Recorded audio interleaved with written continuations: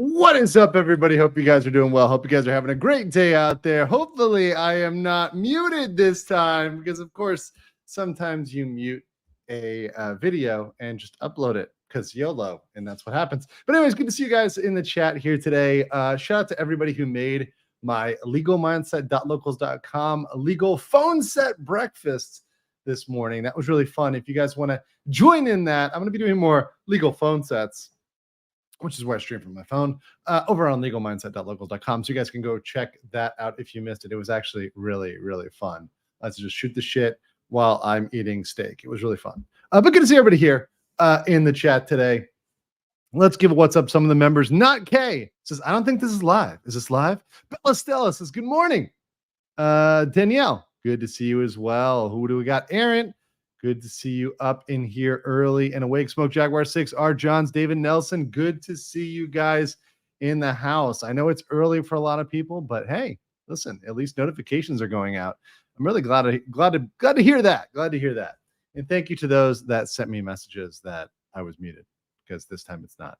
But good to see you guys. John Sapola, good to see you. And of course, we are also streaming on Rumble, and we are over on Locals as well. So we're on all the platforms where you guys want to be and can be, which is great. And also, obviously, shout out here on Locals as well to the folks over there. And I think we already have a new member.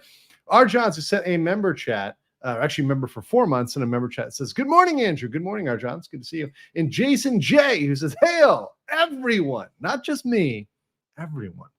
Appreciate that love for everybody, Jason J. as well. You guys are the best BLM. You are not the ones charging horse trailers in Tulsa. You guys are the base legal mindset, which is the best membership group out here on the YouTubes.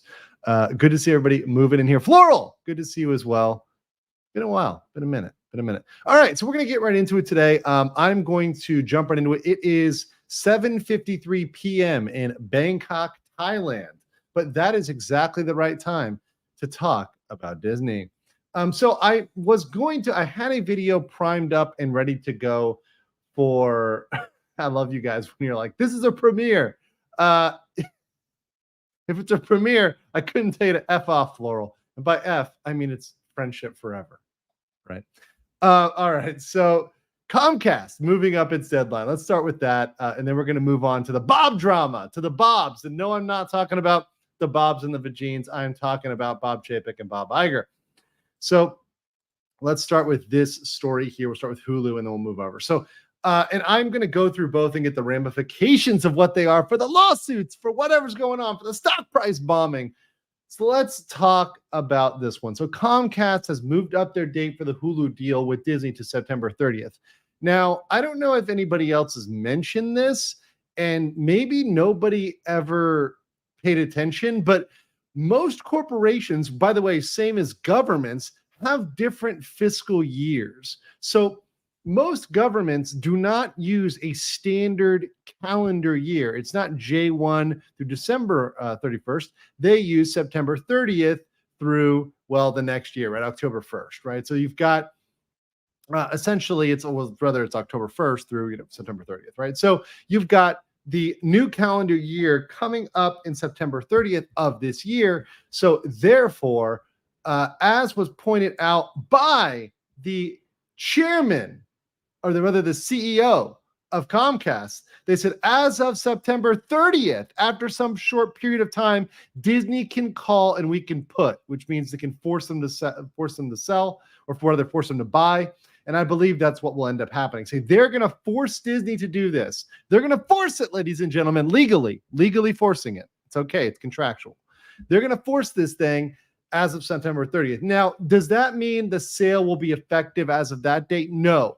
What's going to happen per contract is they have to go to an independent appraiser. So that's going to take a while. It's going to take a while for them to get this thing appraised. But what this does mean is that instead of happening next year, all of us were speculating they were going to have another 6 months or so to dig in the couch cushion for some pennies. They don't have that time anymore. In fact, they now have less than 20, 30 days to come up with a financing solution. Because mind you, when they're going to have to issue corporate bonds or do all this other work, that takes a while. I used to issue bonds. Bonds take about 2 years 2 weeks at minimum to spin up.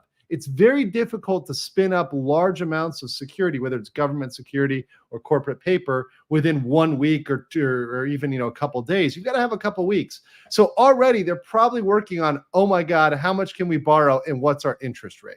So their interest rate is not going to be good. You know why? Because the value of their company is at a historic low. So they are borrowing at a time when their corporation is at an all-time low, rather a 10-year low, right?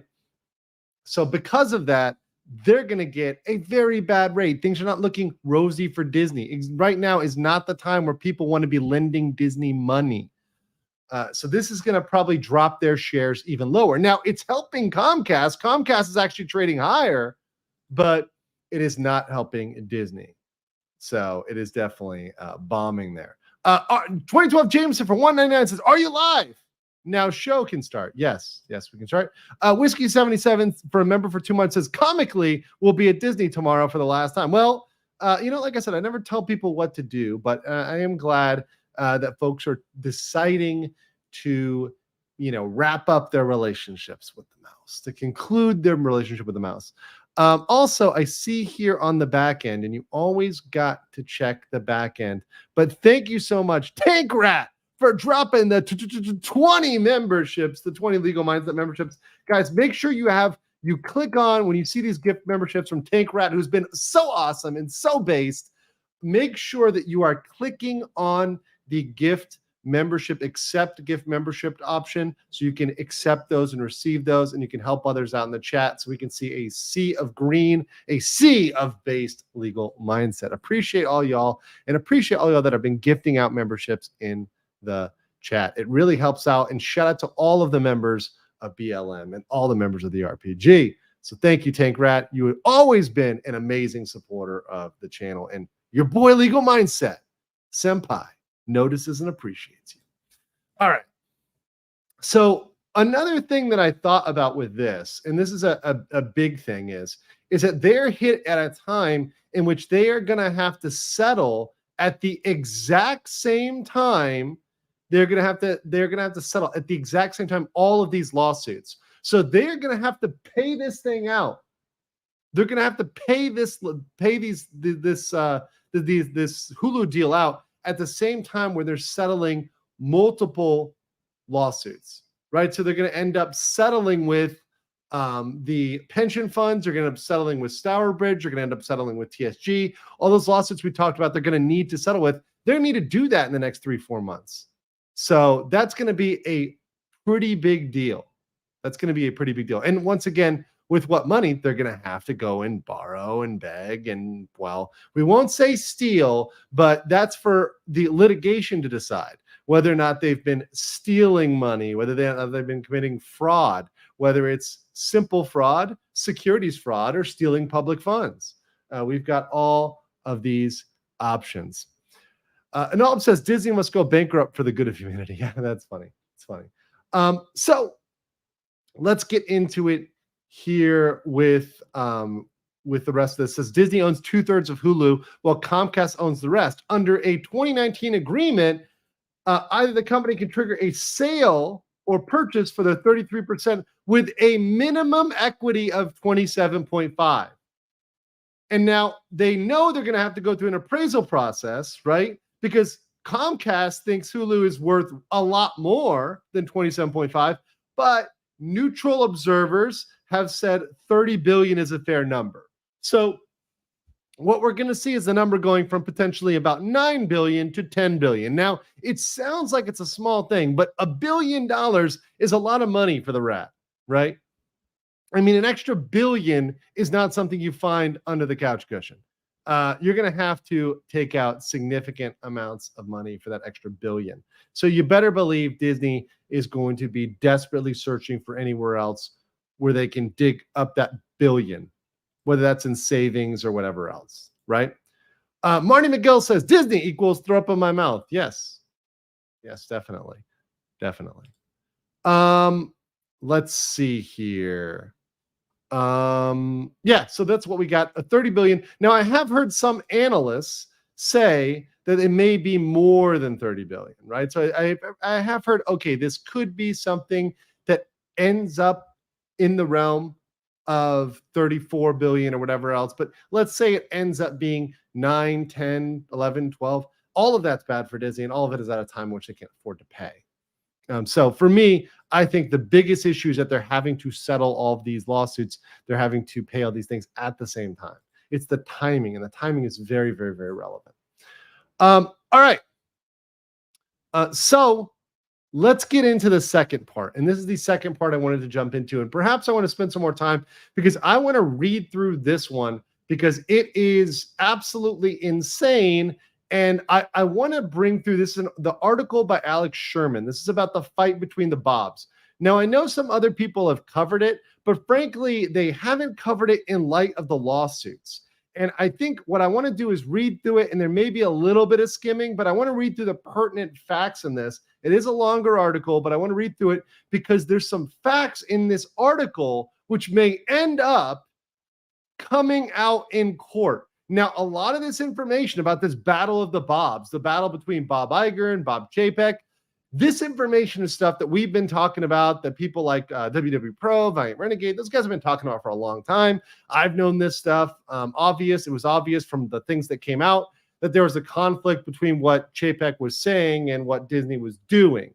Chapek said, don't be political. Let's get away from making statements, and then proceeded to make a political statement. So obviously there was something going on. There would never be such clear contradictions by his CEO unless they had a mouse-sized fist where the sun doesn't shine. And that turns out to be Bob Iger's. Bob Iger seems to have been the puppeteer behind all of this. So we're getting into this what was going on with Chapek right here today. So we're going to jump right into this. I will skim some of it though. So we'll jump right into reading this. And I want to point out the parts that are going to be relevant and also the parts that may come up in court, because now we have the possibility of Bob Iger being deposed and Bob Chapek being deposed. And now we have the possibility of Chapek, who's kind of pissed off, flipping in court, flipping under deposition and saying, hey, look, I'm telling the truth. And the truth is, I was screwed over by Iger, and I was just following Iger's orders. It was really all Iger in the first place. And that will lose massive face for Disney. And what it will do is it will tank their price even lower because people will not have confidence in Disney's leadership. And they will not have confidence in Iger's leadership. Iger's whole battle plan was to blame everything on Chapek and for him to take this. But if Chapek doesn't take this bullet and it falls on Iger, well, that's going to look really bad. And when investors realize they're stuck with Iger until 2026, yeah, they're not going to be too happy about that because that's 3 more years of price depreciation of the stock, and they're not happy about that. So, all right, after pushing back his retirement 4 times, Bob Iger finally made the leap. He said he would step down as CEO. He handpicked Bob Chapek and gave over the day-to-day of running the company immediately, except for he didn't do that. Right? We all know that. Bob Iger had no interest in moving out. He wasn't truly leaving Disney anyway. His succession plan allowed him to stay on as executive chairman for 22 months. Chapek would report to him in the board. Iger would also direct the company's creative endeavors. So Iger was in charge of all the woke bullshit. Nebulous phrasing suggesting he would retain control of movie and TV content and operations. Full stop real quick. We've said this for months now. We've been talking about this. We've known this for months now. The reason I think the mainstream media is flipping is because they smell blood in the water, number one, because number two, Disney is being tough regarding the strikes, or rather the strikers are being unreasonable and Disney's not bending the knee. So now they're out for mouse blood. Now the left is kind of eating itself because otherwise CNBC, a very liberal institution, would not turn on one of its own. And yes, CNBC is owned by a subsidiary that is related to Comcast, which is related to the party involving the Hulu deal, right? So obviously there's some relationship here, but I don't think they're publishing this to screw Disney because of that deal. I actually think they're publishing it because Disney is falling out of line in a way, or stepped out of line. They're trying to chop them back into line.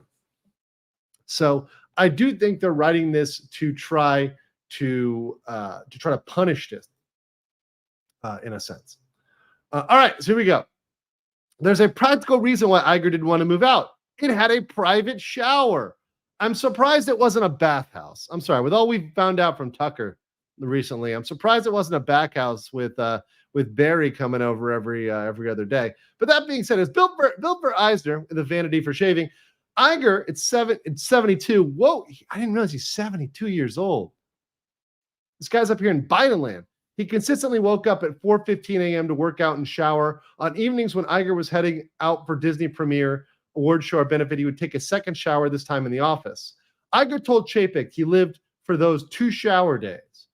Iger chose Chapek 64 as his successor because of Chapek's integrity and business acumen, not his interest in Hollywood socialization.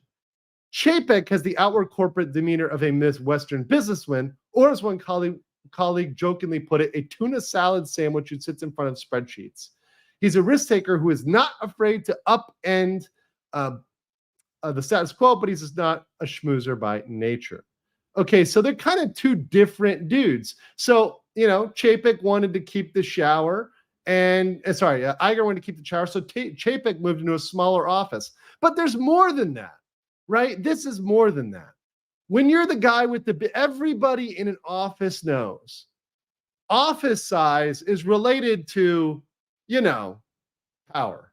I don't know what else you guys were thinking about. Just power, right? General power. This was a sign for power, right? Just raw power, right? So obviously the bigger office is a thing. Everyone wants the corner office, the bigger office. Everyone wants that. But in this case, Big Daddy with the number one status remains Iger. It's a subtle dominance thing. And when you combine that with the fact that he had this poster called of the Iger sanction changed to the Iger sanction, spelled with his name, right? Which is very, very, very weird. So he took this poster here of Clint Eastwood and kind of put his face on it, right? And it's about a assassin who came back from retirement to do one last job, right? But it's Bob Iger, right? Narcissism much? Yeah. Couple messages here. Crypt Keeper VT says, "Holy crap! Finally catch you alive on your channel," says someone else's. "Keep up the good work on reporting the mouse getting ghetto gagged like a German Shepherd." I absolutely will. Also, over on Locals, have a $1 tip from Ben SC, who said, "Good morning, Mr. Regal Mindset." Good morning to you. Good morning to you on this lovely, we're having a nice casual stream here today. Unplanned, but listen, it is still working out just fine. So appreciate that. And also appreciate Dragon's Treasure Tea, Aaron, SC Medic, Danielle, and all those over there on Rumble. Also, shout out to Cannon Hotep for $5, who says salute on Rumble. Shout out to you, Cannon. Let me see if that pops over there. Yeah, shout out to Cannon over here on Rumble. Shout out to all those over on Rumble, over in the Rumble ghetto. I appreciate all my Rumble gangsters. Okay, so shout out to all y'all. All right, continuing here. Iger told his peers and colleagues he returned to Disney to correct what he sees as one of the biggest mistakes of his career, choosing Chapek. So this is really crazy that he went and he was the one who picked Chapek, right?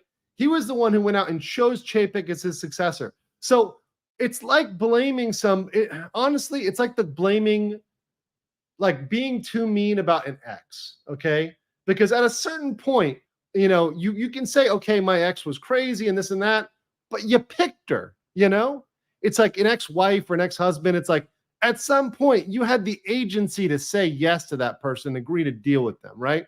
So, by the way, I'm being unisex on this one, guys. So it's like the same thing with Iger. Iger's like, he picked Chapek as his waifu, right?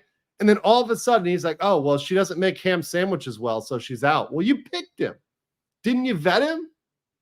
Didn't he make sure his ham sandwich game was fire and on point? It's very, very odd. It's extremely odd.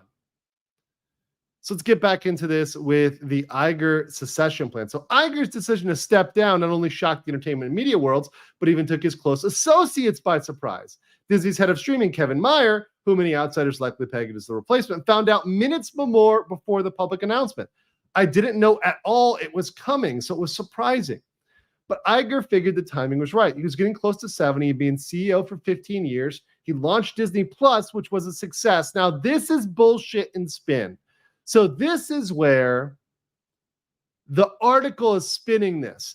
Disney was not really an instant success. It was artificially inflated in terms of subscriber numbers because of COVID. However, those numbers weren't going to last, and also the prices, the amount they were making was not sufficient to cover their costs. So that saying it was a success, pump the brakes there, Haas. Pump the brakes. So Iger thought Chapek was all right. Chapek has a storied backstory. He had a World War II vet dad, a working mom, nice backstory, his little CV, all that good stuff. And Chapek cemented his reputation with Iger and the board during the construction of Shanghai Disney, the $5.5 billion theme park that Disney does not even own. Let's be very clear about that. Shanghai Disney is really Disney getting Shanghaied. And by that, I mean they don't own a thing there, an absolute thing there. They get access to a bit of the money. But at any time, Disney can pull the rug. At any time, the Chinese underlying company that owns that can just disassociate from mainland Disney, from Disney in the US, just operate as its own company, kick them out. When the CCP chairman says, you know what, boot them. They got to boot them. And they're done. There's no property rights in China. There's no property rights in most communist countries, which is why buying real estate, investing in real estate, large real estate ventures, it's kind of silly. Ask me how I know. Right? Hold on. Bass says, look at the crummy URL for frozen formatting. Okay. All right. Thank you, Bass. Appreciate that. And let me make sure I've got everybody behind the scenes here. Yes, I got everybody. All right. So Iger would tell others he mistook Chapek's stellar operational track record for leadership skills. That's your own decision. So if this is true and you're saying, oh, well, I made him, I thought Chapek was great, but he really sucked. That's on you, homeboy. Then maybe you don't know what leadership is. And yes, and I'll be right. There's no privately owned companies in China. It's all the CCP. Yes, exactly. I mean, the CCP's got a piece of it all. Got a piece of the action. This is a striking admission for Iger, who prides himself on his emotional intelligence. You know how I know Iger is a little weird? The only people that talk about emotional intelligence are like 18-year-old girls, okay? We're talking about emotional intelligence here.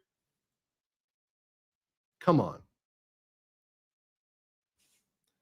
Some Disney executives have privately speculated that Iger chose Chapek because he wouldn't rival him in charisma or celebrity, or cynically because he was unlikely to eclipse Iger's glittering record. What is clear is Iger didn't know Chapek as well as he should have. On a day-to-day basis, Iger worked far more closely with Mayer and Staggs. Iger didn't mention Chapek once in his biography outside the prologue. In fact, he spends 5 pages discussing Twin Peaks. Who the hell cares about Twin Peaks? Okay. In 2017, according to people familiar with the matter, Iger first told Chapek he was in the running to be his potential successor. So he was in the running, but I don't think Chapek ever really realized that, right? Rather knew that. Okay. And guys, this is all going to come up in the lawsuits because all of this was kind of meant to be intentional. And remember, a lot of these lawsuits, they're really talking about a misuse of company resources. They're talking about negligence. They're talking about what should be due diligence. So if Iger is admitting now that he didn't do his due diligence in selecting Chapek, yeah, that's bad. That's real bad. It doesn't help those lawsuits. Doesn't make them better. In January of 2020, Iger told Chapek the plan was back on. This time, Iger told him that instead of a one-on-one board interview, Disney's lead independent director, Susan Arnold, okay, so hold on, Susan Arnold is going to be key to the lawsuits with Florida, would be in touch. Days later, Arnold delivered the news to Chapek over lunch at the Rotunda, Disney's executive dining room. She and Iger had both recommended Chapek for the job, and the board had approved. Chapek sat on the secret for 6 weeks before the public announcement. Well, he had to, right? In choosing Chapek, Iger and the directors had passed over Meyer and Peter Rice. The board felt the leadership styles of both men were too brash, and Meyer had never run a business of scale, and Rice had joined the company from Fox less than 2 years earlier. However, Iger never consulted with anyone who worked directly for Chapek in naming him CEO. He had pegged Chapek as somebody who would accept his somewhat unusual succession plan. So essentially, what he's saying here is he thought Chapek was going to be his bitch. He thought Chapek was going to do what he wanted, accept it, just smile and nod, kind of not stand out. So he thought it was just going to be, okay, yes, sir, we go along with your plan. That's what he wanted from Chapek. It really sounds like he wanted a kind of a meek yes man. Mephitic Miasma says, which choice was worse, Iger picking Chapek or Lucas picking Kennedy? Kennedy by far. Without a doubt, Kathleen Kennedy. If George Lucas had just stayed around or maintained control or said, Kennedy is just like the operational girl, she gets the coffee and stuff, but I get all the creative decisions, we would see a different Star Wars today. We all know that. We all know this to be true. Search your hearts. You know this to be true. But yeah, definitely Kathleen Kennedy. All right. Iger had personally selected every member of the board, right? So really the board of Disney is a bunch of Iger puppets.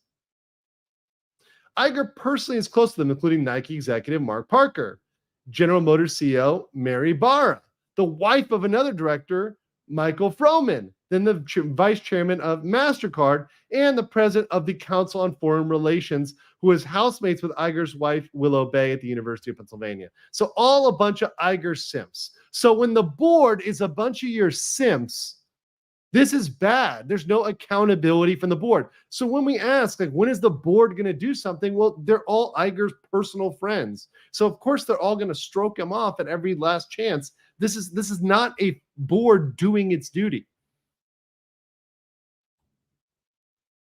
Right? And you can see what they were focused on for Iger's success was the share price, because the shares inflated from $20 in 2005 all the way up to $138, and I'll make it big here, all the way up to $138 in 2019.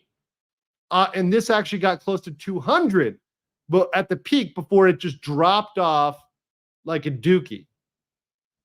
But yes, the board is clearly not doing their fiduciary duty in overseeing Iger or even Chapek at that point. But let's continue. Okay, here we go. So in Ride of a Lifetime, Iger recalls watching Eisner leave the Disney lot in the last day of his company. He said, it's one of those moments, I imagine, when it's hard to know who you are exactly without this attachment and the title and role that has defined you for so long. Say what you will about Eisner, but he did love the theme parks. And Eisner did a lot for the theme parks. I actually cannot knock. Eisner looks a hell of a lot better in retrospect, right? Like looking back at Eisner, he looks like a Chad compared to this soy that we have in Iger. Let's see, in 2020, about 2 weeks after the handoff from Chapek to Iger, Chief Financial Officer Christine McCarthy and a small handful of other Disney executives flew from Los Angeles to Raleigh for Disney's annual meeting. The front of the plane, Iger and Chapek were going to go over logistics and fretting about coronavirus, the corona. which is already trying to scare people again. Iger caught Chapek off guard with some news. Chapek, not Iger, would lead the question and answer portion of the meeting, an annual ritual Iger called Stump the CEO. During his 27 years at the company, Chapek had only attended one annual meeting as a guest in the audience. Since Chapek's background at Disney had been in the parks, right, that was where he was focused, consumer products and distribution, he knew little about the inner workings of ABC, ESPN, or the movie studios. He'd been given a large binder, like a Mitt Romney's binder full of women, by the investor relations team, and now he had to be ready to answer questions on the topic. After hours of general preparation, Chapek retreated to a private area in the back of the plane and closed the door to study. Iger was perplexed and confused. Right? He assumed the men would run through possible questions and answers throughout the flight. Iger then walked to the back of the plane to see if Chapek needed help prepping. Is it all in here? Chapek asked, holding up the binder. The basics, yes, but not the nuances, he replied. Chapek, who prefers to learn by reading and memorizing material and thought he'd already spent the first hour or two prepping with Iger, said he'd rather stay in the back and study. Okay, so look, guys, I mean, this part is like a person thing. There's some people who want to do stuff by yourself, right? You want to learn by yourself. And there's some people who need to talk about stuff, right? Iger is one of the, let's talk about our feelings, guys. Chapek appears to be the guy who's like, no, I'm just going to read this. It's going to tell me what to do. It's like the difference between the person who wants the physical meeting. You know, the people who want the meeting, they like love the meetings. If you've been in a big corporation, especially, you know, you've got the Molly or the Shannon or the Becky or the Karen that loves meetings. They absolutely, they live for it. They may try to pretend to complain about it. They may go, oh, it's the Monday meeting, but they love it. They love the meeting. Versus people who are like, send me the email, right? I'm an email guy. Hey, I don't believe there is any meeting that cannot be summarized in an email. I have not had a meeting yet where there couldn't be an email. And if you made a PowerPoint, put it in the email. I will review your PowerPoint quicker as part of the email than I will in the meeting. And if I have a question, I will ask you. Popcorn Power, I'm going to ban you for saying I love meetings. I'm going to ban you. You're banned. Or not. My favorite meetings occur in elevators. The elevator pitch. I do love the elevator pitch. Incoherent Turd says, invest in Disney. No way. I invest in Legal Mindset. Thank you, Incoherent Turd. The best thing you can do is invest in Legal Mindset. And honestly, the best investment is to smash that like button. There's 473 of you in the chat right now. If you smash that like button for this early morning American content, late night Asia content, it'll help out in the algo. Is this live? Are you kidding me right now? Somebody changed their name to Is This Live? I hate you people. I really hate you people. Anyway, it says live and with audio today. Professional streamer. I'm trying. I am really, really trying. Okay, so let's get this here. Okay, thank you so much, though. Appreciate that super chat.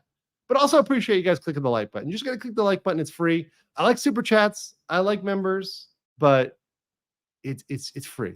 It's free. It's gratis. It's gratis to click that like button. Or the Plussy over there on Rumble. We all miss the Plussy. All right, back to this article. So around the same time, New York Times media columnist Ben Smith published a story about the pandemic's disastrous impact on Disney. After a few weeks of letting Mr. Chapek take charge, Iger had effectively returned to running the company. So Iger was doing crisis management for Corona.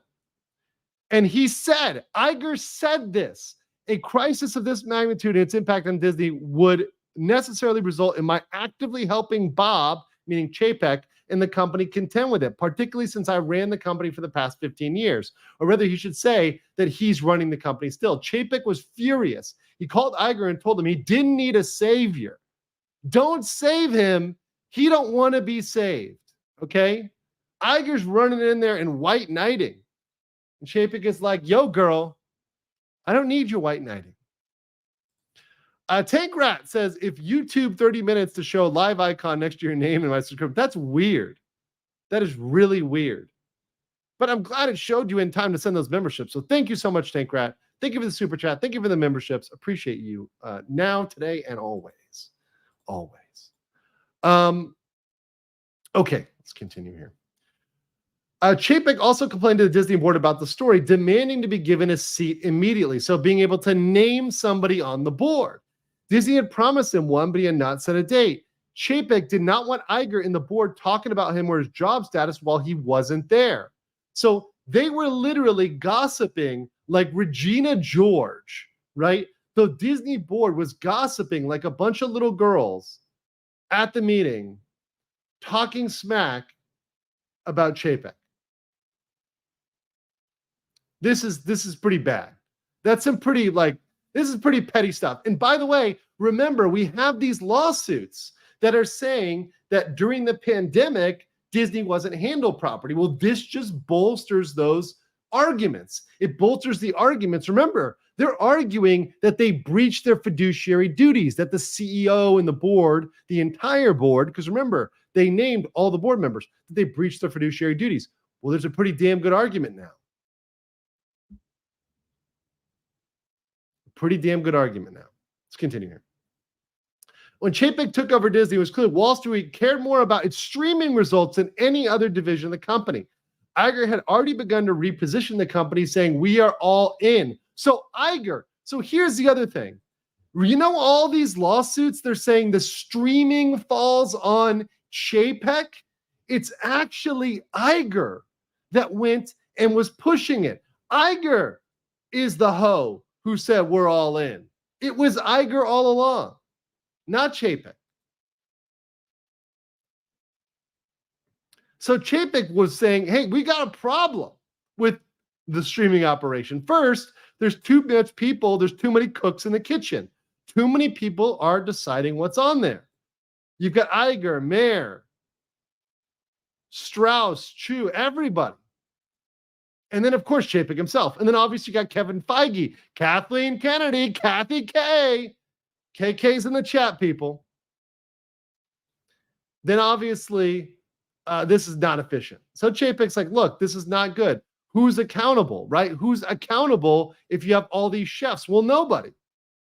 Nobody's accountable. When you have everybody saying what to do, no individual is accountable. Nobody owns it, right? KK's in the chat. Just 2 Ks, guys. Just 2. We could not bear a third Kathleen Kennedy. It'd be too many. Wolfsbane says, who has more yes men, Iger or prequels Lucas? Iger. Definitely Iger. Look, the prequels are looking better day by day. I'm just saying, Wolfsbane. Like Anakin is looking better day by day. Emo Anakin is looking better. Even during COVID, Disney didn't abandon exclusive theatrical releases, unlike Warner, which put each of his 21 films on HBO Max and cinemas in the same day. So Chapek wanted to put premium programming on Disney Plus as soon as possible. Now, this was a bad idea because breaching their contract. So this is what breached the contract. Now, his idea was to implement a make-sell model, a phrase Chapek borrowed from Iger, which was to create clear division between people who make shows and movies and people who sell them. So to break up the production from the distribution. Companies like Amazon, Netflix, Apple had separate distribution and content creation. Chapek hoped that adopting a similar structure would move Disney away from its legacy media habits. Investors valued Netflix higher than legacy media because of its growth profile. So being like Netflix would be smart. That's why he did the DMED thing, because it was supposed to be a good move to split them up like that. However, Iger didn't like that plan. He didn't fully endorse it. He didn't like it.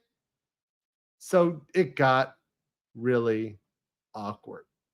Then fast forward, let's go to one of the other first controversies. So the Scarlett Johansson controversy. So 2021, it's looking good, right? They're getting comfortable. Chapek's feeling better. He's feeling cute.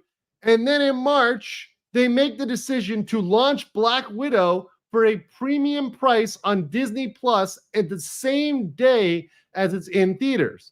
without agreeing or doing a deal with ScarJo. So messing with ScarJo. Don't mess with ScarJo. She's got a lot of simps. Don't mess with ScarJo. Okay? There's one hitch. Her contract stipulated that her compensation was based on exclusive theatrical release for 4 months. Since her contract was negotiated before COVID, this type of issue hadn't arisen before. So they're going to argue force majeure. This is the exact same clause I've been talking about in breaking the contracts with the strikers in Hollywood right now, the force majeure clause.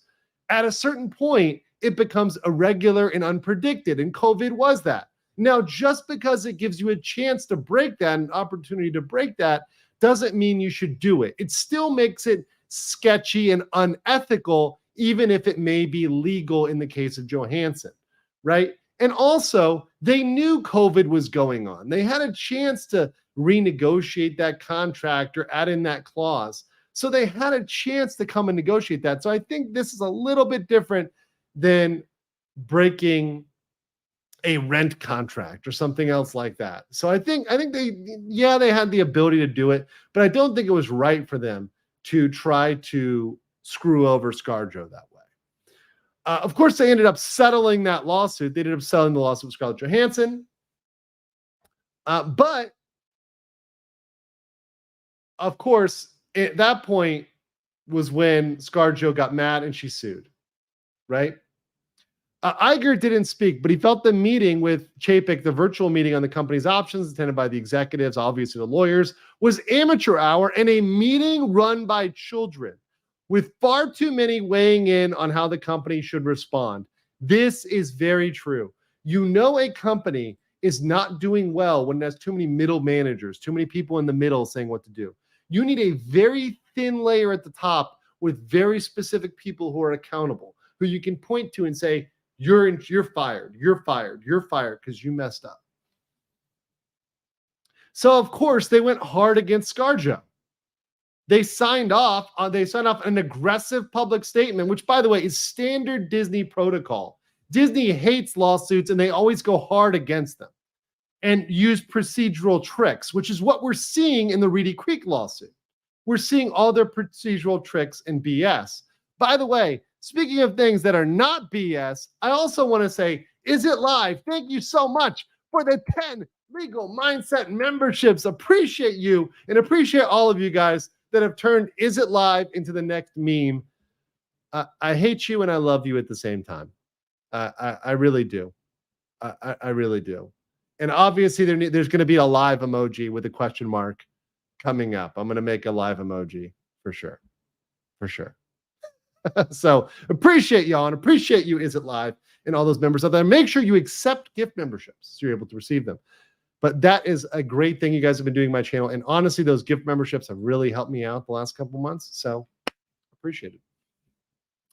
All right, continuing on. Iger called Chapek to tell him he should issue a public apology, right? Chapek refused. Iger never even considered apologizing, according to people familiar with his thinking. So there's different sides of the story, right? Obviously, the moral of the story, which we all know in public, is that they settled the lawsuit. So ultimately, they ended up settling the lawsuit. So you come out and you talk tough and you settle. That's not a great thing to do, to constantly be talking tough and then settling.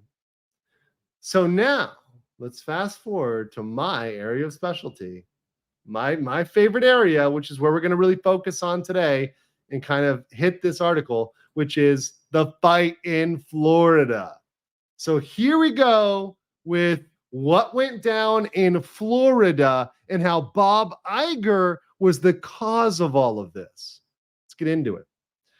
A little more than a month into Chapek's tenure without Iger at the company, Ron DeSantis, a Republican, introduced the Parental Rights and Education. And I'm not saying the other name because if I have to say that name, then I have to say the anti-grooming bill. And if you want me to say that one, I got to say anti-grooming bill. So yeah, it's the Parental Rights and Education Act. A legislation which prohibited with very small children. See, by the way, this is a leftist periodical. This is still, once again, CNNBC, MSNBC, super leftist. So they still do not accurately report this. Even though they know this, they're not doing it. It prohibits you from classroom instruction to very small children, third graders and below, talking about sex and sexual relationships with third graders, with children of any kind, including LGBTQA++. LGBTQA++ doesn't get a carve out. No sex talk, period. Stay away from children. I'll say it. Stay away from the kids. It's too long. There's a line, and people are drawing the line. Disney is one of the largest taxpayers in Florida. And Chapek and Morrill found out they're fielding media inquiries about the company's stance. Why does a company need to have a political stance? Disney, yes, they're a taxpayer, sort of. By the way, they're exempt from more taxes than anything else. Won't get into that. But they don't need to comment on this. And by the way, they are not the largest. This is often misquoted. They are not the largest. They're actually not even the second largest. Hunch says, is this live? Is this thing on? Hunch, go hunch yourself. Okay? Saying hunch. Go hunch yourself. Go hunch yourself, buddy. Sejon the Great says, me and my Thai waifu hate that suit. No carve out. Well, this one was made in Korea, Sejon. So I think based on your glorious ancestry, Sejon, you should definitely reconsider whether you like this one. I got this one made in Daegu. Can't knock Daegu. City of Wonders. City of Wonders. All right. So Iger tweeted, and this is what triggered it all, people. Iger tweeted, if this bill will be put, if passed, this bill will put vulnerable young LGBTQ people in jeopardy. How? How? Because you can't sexualize children, because you can't talk about things in the classroom. Why do teachers need to talk about this? Why are they in jeopardy? Why are their teachers talking about this? Their teachers have no business to talk about this. Why are you talking about this with 5-year-olds and 3-year-olds and 2-year-olds? What, you guys are sick. It's perverted. It's disgusting. And once again, it never says the teacher can't be gay or trans or rainbow or whatever else. It never says anything about that. It never says they can't answer a personal question. It says it can't be in the curriculum because there's things like climate change, diversity, and this other topic, which I don't even want to talk about. But you've got the A-bomb that teachers are talking about in classrooms. We're also talking about things like George Floyd in classrooms. And frankly, they don't know what they're talking about. They're talking about the leftist agenda in classrooms, and they should not be talking about this. It's no business. Math, English, these kids can't even pass basic reading tests. They have more important things to worry about. Chapek wanted to chart a different path. Weeks before DeSantis, so right before DeSantis introduced the legislation, there was a new communications policy which said 3 C's: content, culture, and community, and that they were going to stay out of political skirmishes entirely. I remember that. I remember when Chapek said we're not going to be political anymore. Remember, I covered that. I actually covered that on this channel. They had a memo to all staff which had stopped going woke. But Arnold, right?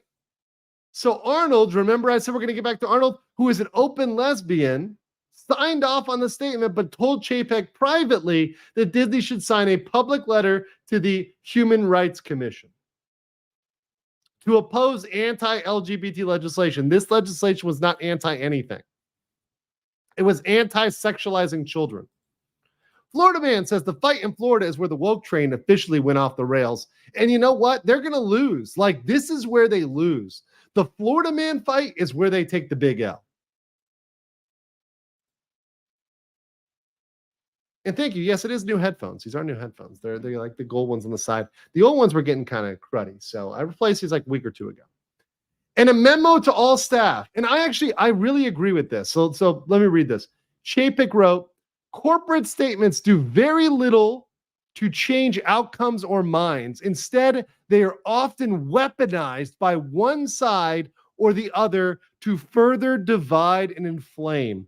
Simply put, they can be counterproductive and undermine more effective ways to achieve change. Bob,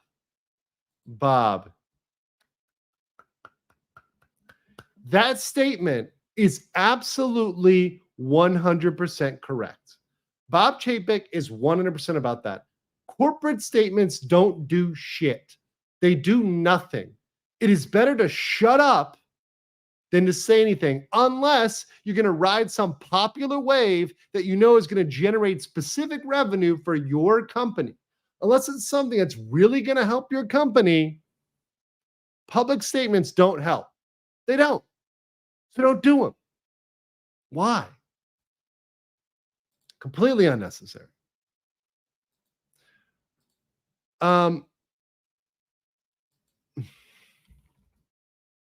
And let's see what else we got here. We got one from Bass, who says it wasn't an anti-anything. It was pro-focusing on critical education topics. Yeah, exactly, Bass. Exactly. But focusing on that and not on political topics, right? So focusing on education on political topics. Look, I remember this. When I was living in Florida, I was, for a while, short time, I was casually, non-exclusively, dating a teacher. And I actually dated 2 teachers in Orange County. They were teaching in schools that were low, both of them actually, were dating at low-income schools. And the graduation rate for reading, the majority of kids, and let me say this again, the majority of kids in their 2nd and 3rd grade classes could not read English, were illiterate. Focusing on basic English literacy is something we need to do. Not focusing on climate change, not focusing on BLM, not focusing on Ukraine, right? Let's focus on 1 + 1 = 2 and your ABCs. Steve C for 20 says, living in Florida, I don't know anyone, even with these young children that are choosing Disney. There are too many other options now. No, and Floridians are not dumb. People like in this whole painting, by the way, all these places like Canada and the NAACP and all these other places, labeling Florida as evil, as toxic, as anti-LGBT, issuing travel warnings for Florida. Floridians are gonna remember that. They're going to remember these organizations that called the entire state dangerous and toxic. They're going to remember that. And they're going to be like, you know what? You guys, even the liberals in Florida are going to realize that. Maybe not the David Hoggs of the world, but other than the extreme end, they're bringing more moderates over to the right side. Because that's really the only option, like Steve C says. And there's other options. There's other options for entertainment. You can go to Universal. You can go to Legoland. You can go anywhere. Anywhere's better than Disney. Crypt Keeper VT says, a bit off topic, but any plans to talk about the New Mexico dictatorship superseding the Second Amendment? Yes, not tonight. This is a little bit of a shorter episode, just focused on that. But I will talk about New Mexico. Obviously, I was very strongly against the health mandates, and there's a big reason why. So here we go. The blowback against Chapek for saying don't be political was swift. Employees chastised Chapek with hashtags said Disney do better and Disney say gay. Why? But Chapek and Morrill were convinced this was the right thing to do. They didn't want Disney in a culture war with DeSantis, who at the time Chapek had a solid relationship with. This is, look at all they would have gained. They are losing trillions of dollars because they decided to go woke and they decided to pick a culture war. Because these little feeble employees, which by the way, were probably fired. These employees were probably fired and they bent the knee for them. So look at this. Arnold told Chapek she'd been bombarded by furious comments from the LGBTQ community and sensed that Disney's brand was at risk. Once again, a woman telling you she felt that this was bad. She sensed. You know what injured the brand? Picking a legal fight with Ron DeSantis in the state of Florida. That's what hurt the brand. Having a bunch of lawsuits pile in, that hurt the brand. Right? So because of that, Chapek had to walk back the statement for the good of the company. How much good did it do? So Chapek was under contract. His contract was set to expire in February 2023. So he walked back his statement. He bent the knee. He kowtowed. And he said, we're going to donate a bunch of money to the LGBTQ community, right? We're going to kowtow to Susan Arnold, to this woman. This is what you're simping for, ladies and gentlemen. This is what they bent the knee and simped for. This lady right here. This is it. Arnold, the key here. Sierra Tan says, insert cool message here. You are always a cool message, Sierra Tan. Thank you for being a member. Appreciate you. But that woman caused that downfall. She did have a mental breakdown. A lot of these people, they're deranged, right? They are deranged. Unsatisfied. Arnold told Chapek he needed to formally apologize. You needed me to be a stronger ally in the fight for equal rights, and I let you down. I am sorry, right? I will give you a pro tip. Never bend the knee. Whenever you bend the knee, it's never enough. And look right here. The apology only did so much. Even after he apologized on March 11th, they still walked out on him. And then he had to go on a listening tour. Make no mistake, this is a struggle session. And listen, guys, you know I'm an expert on struggle sessions. I have a PhD in struggle sessions. Those who have been on my channel for a long time know I have a history on that. But that being said, these are absolutely painful, particularly in a corporate setting. To sit through a struggle session, a listening tour, that is horrible. So he did all of that and he was blamed, right? It damaged his reputation severely. He didn't have the clout or respect to bounce back. Iger was effectively in charge, okay? So at that point, Iger takes the reins. So this is where I want to kind of point out, and this is, I think, the turning point in this article, and where the critical point. So at the point of Iger changing his position, we should know, Chapek changing his position as a result of pressure from Arnold and also from Iger, because of Iger's tweets, we should say effectively Chapek lost any control he had. So any lawsuits right now, all of those lawsuits, so we got like 5-6 lawsuits out there right now, all of those lawsuits that are having to depose Chapek are effectively going to have to depose Iger. Okay? This is how this article changes the game, okay? Because many of these articles, many of these lawsuits before this article were solely blaming Chapek, but now they have to bring in as a party Bob Iger. And I think if I'm out there and I'm the counsel for these other institutions that are suing, TSG, Stourbridge, the pensioners, add Iger. Let me say that one more time. Hey, lawsuit people, lawyers out there. I know you're going to get this because people are forwarding my videos. So listen up. I know you have Bob Chapek as a party to your lawsuit. I know. But it's clear based on the evidence we now have here. You now have reasonable basis. You have your mainstream media article. Oh, the mainstream media has blessed it to add Bob Iger to your lawsuit. So clip old Iger in there and strap his ass in for a lawsuit of a lifetime. It's about time. This is where we're at with the lawsuits. This is why this is big. And this is why Bob versus Bob has the potential to bring down the House of Mouse. And this is just the beginning. When they really get in there to deposing these people, to putting them under oath, These people are going to crack like a nut. These are not hardened members of SEAL Team 6. These are a bunch of soft-handed, soft-eyed, limp-wristed executives. They're going to break immediately when they're charged with crimes that can have 30 years in jail, like some potential crimes, misuse of public funds, they could bring in Florida. Billy Aoki says, damn, how is this premiere so long? I hate you, but I also love you. Appreciate you. I also appreciate all those that are still subscribed. Make sure you have the notification bells on. Today was a little impromptu, but I'm glad for everybody that made it. Bob versus Bob.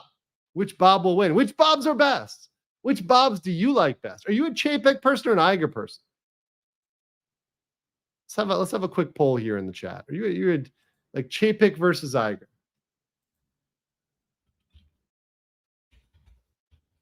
We're gonna go with Chapek and Iger. A quick poll here in the chat. We all like polls. So, yeah, there we go. Throw that one up. Chapek or Iger? But listen, of course we can say they both did bad jobs. Of course, look, I was never a person, and I know a lot of other people were like, Bob Chapek is a savior. He's not, right? Both men are flawed. Both men are flawed. Let me be very clear. I never thought Chapek was going to save Star Wars or make stuff based again. But I did think the guy had a modicum, a smidge, a tiny scintilla of business acumen. Like the guy paid attention at business school. So I was like, all right, at least we're going to have somebody with a little bit of business sense who like gets, okay, this doesn't make business sense. That was what I was hoping with Bob Chapek. Not that he was going to be based. Never going to think he was going to be based. Is this live for 10 Canuck bucks? Enough for a piping hot bottle of maple syrup. On Chapek's first day as CEO, when Iger started calling him Little Bob, he called him Little Bob. Chapek should have made a line in the sand and demanded Iger be fired. He would have lost, but he would have had some dignity. Yeah, if he called him Little Bob, I would have been like, the backhand. Immediate backhand. Let's see what people said here. So 92% said Chapek. Now, obviously, I see a lot of you in the chat said neither. I will give you this for those that are in the neither camp. I would say neither, right? Neither were good. But obviously, if you said which one right now, if Chapek had total control from day one and Iger had been gone, would the Disney stock price be higher or lower? It would be higher, right? Now, it doesn't make it better. It doesn't make it based. It doesn't make it perfect. And in fact, some of you out there are what we might call, I don't know if any of you know this, some of you in the political world, you know the term accelerationism. Accelerationism is the belief that things have to get worse before they get better. And sometimes something needs to burn down before it's built back up. And if you're an accelerationist, then Bob Iger is better because Bob Iger is going to make it worse faster. He's going to ruin this company as fast as possible. And then maybe the people who buy it out will have the business sense to make it back into a good company.